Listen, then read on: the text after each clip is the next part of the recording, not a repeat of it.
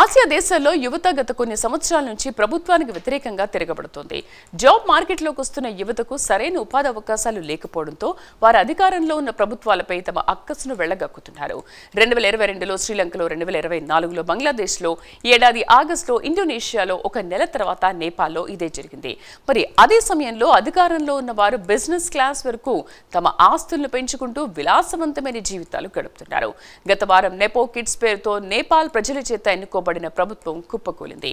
మరి ఆసియా దేశాలు ఒకదాని తర్వాత ఒకటి కుప్పకూలడానికి ప్రధాన కారణం ఏమిటి? ప్రత్యేక కథనంలో మరింత సమాచారం తెలుసుకుందాం.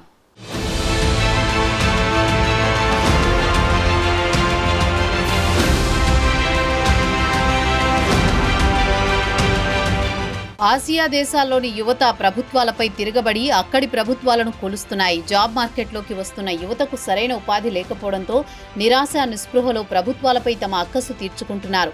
ఆసియా దేశాలు వాస్తవానికి పేద దేశాలే, అక్కడి ప్రజలు కూడా పేదలే. అయితే దీనికి వ్యతిరేకంగా ప్రజలను పాలించే ప్రభువులు మాత్రం కోట్లకు పడగలెత్తుతున్నారు. రోజు రోజుకు వారి సంపద పెరుగుతోంది తప్ప తరగడం లేదు.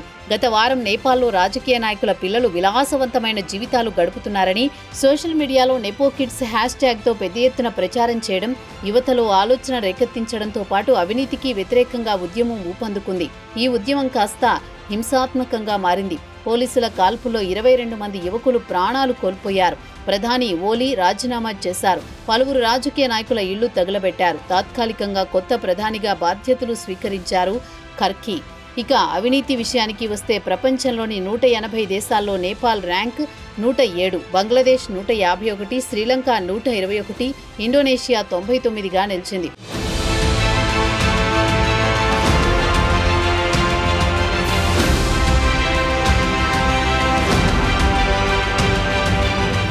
ఇక రాజకీయాల విషయానికొస్తే ఈ దేశాలకు రాజకీయ నాయకులు లేదా మంత్రులు దాదాపు అందరూ అవినీతికి పాల్పడిన వారే. ఉదాహరణకు ఈ వారం ప్రారంభంలో ఇండోనేషియా ప్రెసిడెంట్ ప్రాబో సుబియాంటోను ఆర్థిక మంత్రి శ్రీ ముల్యానని ఇంద్రావతిని పదవి నుంచి తొలగించారు.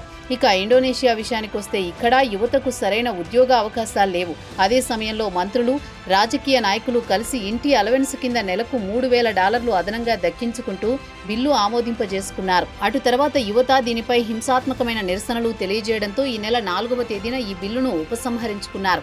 అయితే ఇండోనేషియాలో కనీస వేతనం $337. దీంతో పోల్చుకుంటే రాజకీయ నాయకులు 10 రెట్లు తమ ఇంటి అద్దె అలవెన్స్ను పెంచుకున్నారు.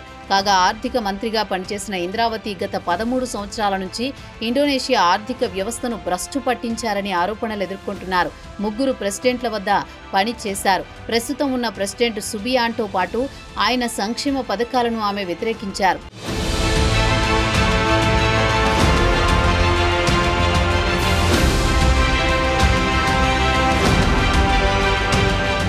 పైన తెలిపిన ఆసియా దేశాల రాజకీయ నాయకుల్లో అవినీతి విచ్చలవిడిగా పెరిగిపోయింది. దీంతో అభివృద్ధి కుంటుపడింది.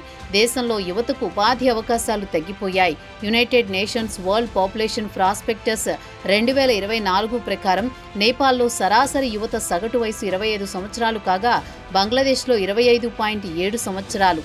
అభివృద్ధి చెందాలన్న యువతపైనే ఆధారపడతారు. ఇక యువత విషయానికొస్తే చదువు పూర్తయిన తర్వాత జాబ్ మార్కెట్లో ప్రవేశిస్తాడు. తన టాలెంట్కు తగ్గ ఉద్యోగాలు లభించాలని ఆశిస్తాడు. కాగా ప్రభుత్వాలు కానీ, దేశీయ కంపెనీలు కానీ వీరికి ఉపాధి కల్పించి వారి నైపుణ్య అభివృద్ధికి సహకరిస్తే కంపెనీల ఆదాయాలు మెరుగుపడతాయి. భవిష్యత్తులో దేశంలోకి పెద్ద ఎత్తున పెట్టుబడులు రావడానికి అవకాశం ఏర్పడుతుంది. దేశంలో మరిన్ని ఉద్యోగ అవకాశాలు లభిస్తాయి. ఆసియా దేశాలు ఆర్థికంగా అభివృద్ధి చెందే స్థాయికి ఎదుగుతాయి.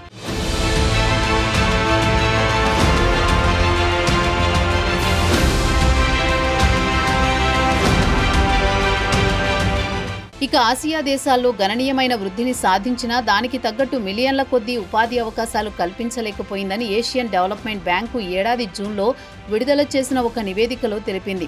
ఇక అర్బన్ ఆసియా మార్కెట్లో ఆటో, ఎలక్ట్రానిక్స్, టెక్స్టైల్స్, మ్యానుఫ్యాక్చరింగ్ విషయానికి వస్తే మిలియన్ల కొద్దీ యువకులు ఉద్యోగాల్లో చేరుతారు. ప్రస్తుతం పారిశ్రామిక ఉత్పత్తి అంతా యంత్రాల ద్వారానే జరుగుతోంది. దీంతో సంప్రదాయబద్ధమైన రంగాల్లో ఉపాధి అవకాశాలు చాలా వరకు తగ్గాయి. ఉదాహరణకు కార్ల ఫ్యాక్టరీని తీసుకుంటే 25 ఏళ్ల క్రితంతో పోల్చుకుంటే ప్రస్తుతం 15% మంది ఉద్యోగులను మాత్రమే తీసుకుంటున్నారు. అలాగే ఇప్పటి వరకు తక్కువ నైపుణ్యం కలిగిన వారితో అసెంబ్లింగ్ చేయించేది. ఆటోమేషన్ వచ్చిన తర్వాత ఈ రంగంలో ఉపాధి అవకాశాలు గణనీయంగా తగ్గిపోయాయి. ఇదిలా ఉండగా గత ఏడాది ప్రపంచ బ్యాంకు పెరిగిపోతున్న జనాభాకు తగ్గట్లు ఉద్యోగ అవకాశాలు కల్పించడం లేదని ప్రభుత్వాలను హెచ్చరించింది. 2000 సంవత్సరం నుంచి 2023 వరకు దక్షిణాసియా దేశాలు కేవలం 10 మిలియన్ ఉద్యోగాలు మాత్రమే సృష్టించగలిగింది. అయితే వాస్తవంగా సృష్టించాల్సిన వాటిలో 50% మాత్రం సృష్టించగలిగాయని గుర్తు చేసింది.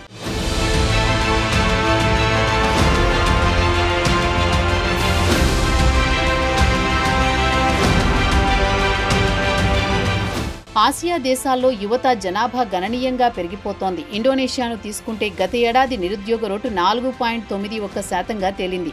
అయితే అదే ఇండోనేషియాలో 20 నుంచి 24 ఏళ్ల వయసు వారి విషయానికొస్తే ఆ వయసు వారిలో నిరుద్యోగ రేటు 3 రెట్ల కంటే ఎక్కువగా ఉంది. సుమారు 15.34%గా తేలింది. ఇక బంగ్లాదేశ్ జాతీయ నిరుద్యోగం రేటు 2023లో 3.35%. అయితే అదే 15 నుంచి 24 ఏళ్ల వయసు వారిలో నిరుద్యోగం రేటు 8.34%గా రికార్డు నమోదు చేసింది. ఇక గత వారంలో రణరంగంగా మారిన నేపాల్ విషయానికొస్తే జూలై నెలలో నిరుద్యోగం రేటు గణనీయంగా పెరిగింది. నేపాల్ గణాంకాల కార్యాలయం విడుదల చేసిన డేటాను బట్టి చూస్తే తెలుస్తోంది.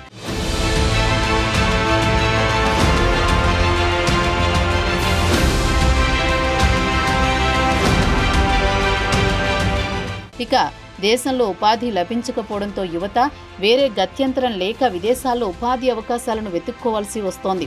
లేదా విదేశాల నుంచి వచ్చే రెమిటెన్స్పై ఆధారపడాలి. కాగా దేశంలో పారిశ్రామిక అభివృద్ధి లేకపోవడంతో పలు రంగాల్లో ఉపాధి అవకాశాలు సృష్టించలేకపోతోంది.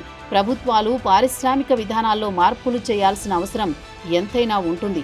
ఇక నేపాల్ జాతీయ గణాంకాల కార్యాలయం విడుదల చేసిన నివేదిక ప్రకారం 2022-23లో దేశంలో నిరుద్యోగ సంఖ్య 12.6% పెరిగింది. అదే 2017-18 ఆర్థిక సంవత్సరంలో 11.4% నమోదైంది.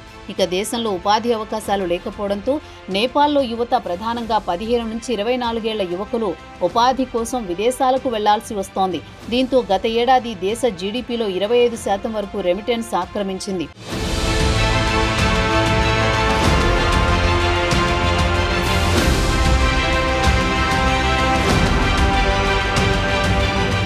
దీన్ని బట్టి చూస్తే దేశంలో యువత టాలెంట్ను వినియోగించుకుని ఉద్యోగాలు సృష్టించడంలో నేపాల్ ప్రభుత్వం విఫలమైందని చెప్పవచ్చు. యువత నైపుణ్యాన్ని వినియోగించుకుని ఆర్థికంగా అభివృద్ధి చెందాలని నిపుణులు చూస్తున్నారు. దేశంలో యువతకు ఉద్యోగాలు సృష్టించడంలో విఫలమైతే రాబోయే రోజుల్లో నేపాల్ లాంటి ప్రభుత్వాలు మరిన్ని చిక్కుల్లో పడాల్సి వస్తుంది. ఇది కేవలం నేపాల్కే కాదు, దక్షిణాసియా దేశాలకు వేకప్ కాల్ లాంటిది. దేశంలోకి పెద్ద ఎత్తున పెట్టుబడులను ఆకర్షించి యువతకు ఉపాధి కల్పించాల్సిన బాధ్యత ప్రజల చేత ఎన్నుకోబడిన ప్రభుత్వాల కనీస బాధ్యత. లేదంటే యువతను టాలెంట్ను వినియోగించుకుని దేశాన్ని అభివృద్ధి పథంలో నడిపించే చక్కటి అవకాశాన్ని కోల్పోయినట్లేనని అంటున్నారు ఆర్థికవేత్తలు.